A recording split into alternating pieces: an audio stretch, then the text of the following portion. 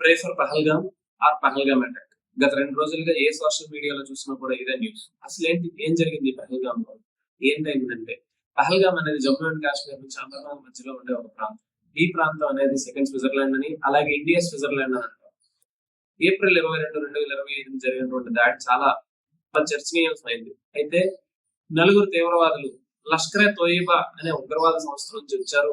వాళ్ళు ఇక్కడ దాడి చేశారు అని చెప్పి Indian government and Indian security forces అనేవి సస్పెక్ట్ చేస్తున్నాయి. ఏం జరిగిందంటే ఈ నలుగురు తీవ్రవాదులు కూడా అక్కడ ఉన్నటువంటి టూరిస్ట్స్ ఎవరైతే ఉన్నారో వాళ్ళని ఒక్కొక్కరిగా తీసుకొచ్చి కాల్చడం జరిగింది. వాళ్ళు హిందువులా లేదా ఇంకెవరైనా అని చెప్పి ఎంచి మరీ కాల్చారు. మతపరమైన విద్వేషాలు చూపిస్తూ వాళ్ళని కాల్చడం అనేది వార్తల్లో చర్చనీయాంశం అయింది. ఇలాంటి దాడి జరగడం అనేది పహల్గామ్ లో ఇది రెండోసారి. 2017లో 8 మందిని చంపేశారు. అది కూడా అమర్నాథ్ వెళ్తున్నటువంటి బస్సుని ఆపి మరి అందులో ఉన్నటువంటి టూరిస్టులను చంపడం జరిగింది. పహల్గామ్ లో జరిగినటువంటి ఈ దాడి అనేది 2008 బాంబే దాడులతో పోలిస్తే సెకండ్ బ్రూటల్ అటాక్ లాగా కన్సిడర్ చేశారు.